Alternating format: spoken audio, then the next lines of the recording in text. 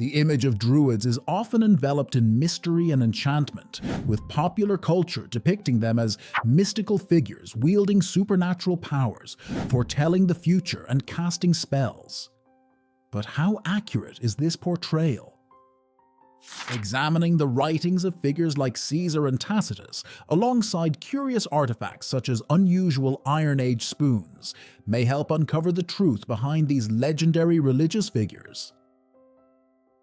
The historical information available about the Druids is scarce and heavily filtered through a Roman lens, where they are often depicted as barbaric, likely for propagandistic reasons.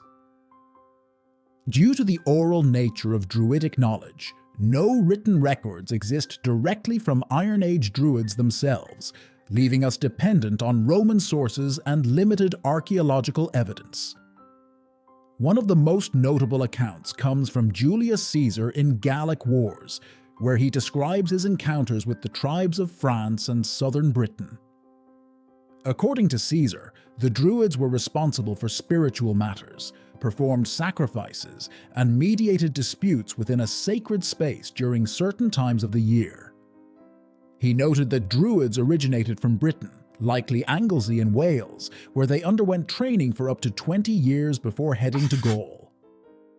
In Caesar's account, a chief Druid held lifelong authority, and only after the chief's death would a new one be appointed. If several Druids were equally eligible, a vote would decide the successor. Caesar also famously mentioned the wicker man ritual, a large wicker effigy filled with people, often criminals, and set on fire as a sacrifice, though innocents might be used if no criminals were available. This vivid depiction has long stirred imaginations, but was also likely aimed at casting the Gauls and Britons as uncivilized to justify Caesar's campaigns and secure Rome's financial support for his continued expansion. Caesar's writings on the origins of the Druids in Britain amplified Rome's motivation to suppress them, viewing their influence as a potential source of rebellion. However, it wasn't until about a century later, in 60 or 61 CE, that Suetonius Paulinus launched a successful assault on the Druid stronghold on Anglesey. Tacitus recounts this dramatic encounter, describing the Druids in black robes, invoking curses and raising their arms skyward in a way that left the Roman soldiers briefly immobilized, so stunned that they exposed themselves to wounds without defending.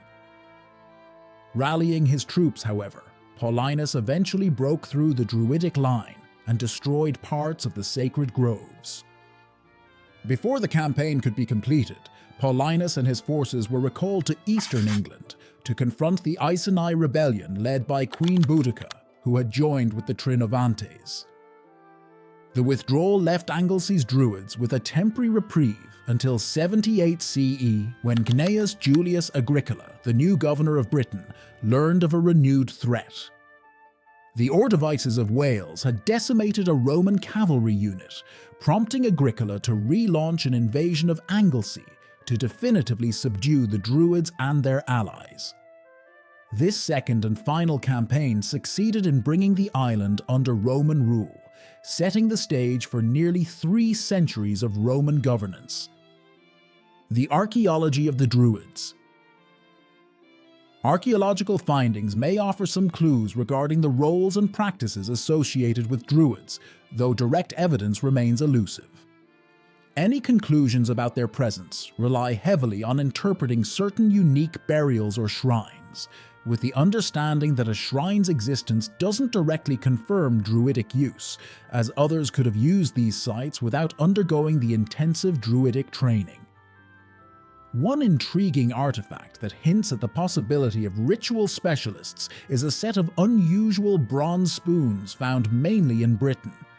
These spoons, often shallow and oval-shaped, seem designed to fit easily in the palm of a hand. Each set includes one spoon with a small off-center hole and another marked with a cross dividing it into 4 sections.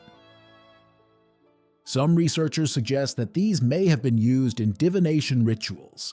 A liquid, possibly water, blood, or beer, might have been poured through the hole in one spoon, dripping onto the cross-marked spoon below in a form of predictive practice. Early interpretations of these spoons proposed a Christian origin, possibly used in Eucharistic rituals or baptism, but modern dating methods have since discounted this theory. Historical accounts also support the idea that Druids engaged in divination, though Roman sources often depicted it as gruesome, describing a process where entrails were examined following human sacrifices. While the basic concept of Druidic divination is reflected in such sources, the actual practices remain ambiguous and are likely distinct from the Romans' interpretations. Druids in the popular imagination. The Celtic revival sparked a significant interest in tracing cultural and ancestral ties to Iron Age communities, especially in language, traditions, and ancient beliefs. In Britain, William Stukely led this movement in the mid-1740s with two influential publications on Stonehenge and Avebury. Stukely attributed nearly every stone circle, alignment, and burial site to Druidic origins, even positing that Iron Age hill forts were either defensive strongholds or Roman encampments from Caesar's invasion. However, it's now understood that these sites largely predate the Iron Age, with origins in the Neolithic period.